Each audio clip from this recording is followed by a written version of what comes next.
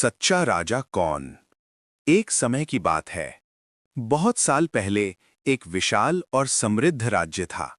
महल ऊंचे थे, दरबार भव्य था और सिंहासन सोने से चमकता था। लेकिन इस चमक के पीछे एक अंधेरा छिपा था। वो अंधेरा दियों की कमी से नहीं था, वो अंधेरा दिलों में इंसानियत की कमी से था। उस राज्य के राजा थे अजय सिंह। वे गलत राजा नहीं थे, वे न्यायप्रिय थे, नियमों में सख्त थे और खुद को एक सच्चा शासक मानते थे। उनका मानना था, राज्य नियमों से चलता है, नियम टूटेंगे तो राज्य टूट जाएगा। लेकिन राजा एक बात भूल गए थे, नियम इंसान के लिए होते हैं, इंसान नियमों के लिए नहीं। समय बीतता गया, सालों तक बारिश नहीं हुई, आसमान सूख गया, धरती प्यास से तड़प उठी, खेत बंजर हो गए, किसानों के हाथ खाली रह गए, अनाज के भंडार धीरे धीरे खाली होने लगे। गांव में बच्चे भूख से रोते थे, माँओं के पास देने को कुछ नहीं था। बुजुर्गों की आंखों में उम्मीद से ज्यादा डर था। राज्य में भयंकर अकाल आ गया था।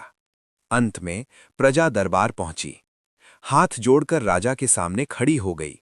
लेकिन राजा का आदेश एक ही था, कर दोगे तभी अनाज मिलेगा। राजा के लिए ये न्याय था, लेकिन प्रजा के लिए ये फैसला मौत जैसा था। दरबार में शांति थी, लेकिन राज्य में हाहाकार मचा था। उसी महल में रहती थीं रानी सुमित्रा। वे सिर्फ राजा की पत्नी नहीं थीं, वे पूरे राज्य की मां थीं। उन्हें महल की भव्यता से ज्यादा गांवों की पीड़ा दिखाई देती थी। रानी अक्सर वेश बदलकर गांवों में जातीं, भूखे बच्चों को अनाज देतीं, बीमारों को दवा दिलवातीं और दुखी लोगों को ढांढस बंधातीं। वे कहा करतीं, अगर प्रजा दुखी है तो सिंहासन खाली ही है। रानी ने कई बार राजा को समझाने की कोशिश की। वे कहतीं, राजधर्म सिर्फ नियम नहीं होता, राजधर्म करुणा होता है। लेकिन राजा का जवाब हमेशा एक ही होता, दया कमजोरी है। रानी समझ गईं, कुछ पाठ शब्दों से नहीं, परिस्थितियों से सिखाए जाते हैं। एक दिन अकाल और भी भयावह हो गया। राज्य का आखिरी अनाज भंडार भी खाली होने लगा। लोग भूख से टूटने लगे। उस दिन रानी ने एक बड़ा फैसला लिया। न कोई विवाद, न कोई विद्रोह। उन्होंने मौन त्याग चुना। रानी ने अपने गहने उतार दिए, सोने की माला, चांदी के कंगन, हीरे के कुंडल, सब कुछ बेच दिया। सोना चला गया, लेकिन कई जानें गज गईं।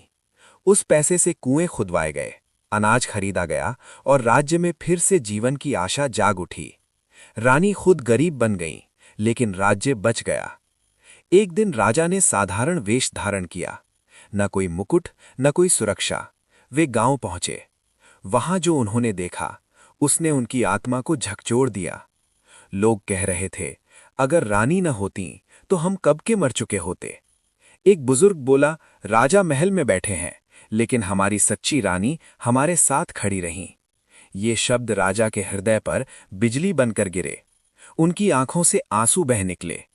दरबार में लौटकर राजा ने पूरे राज्य के सामने कहा, आज मुझे समझ आ गया है, राजा होना शक्ति दिखाना नहीं, सेवा करना है।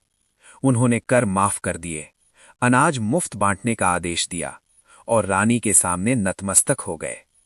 समय बदला, बारिश हुई, खेत हरे भरे हो गए, घरों में दीप जल उठे, प्रजा के चेहरों पर फिर से मुस्कान लौट आई। ये कहानी हमें एक ही सीख देती है, सिंहासन पर बैठने से कोई राजा नहीं बनता। जो प्रजा के दुख में साथ खड़ा हो, वही सच्चा राजा होता है। जहां करुणा शासन करती है, वो राज्य कभी गरीब नहीं होता।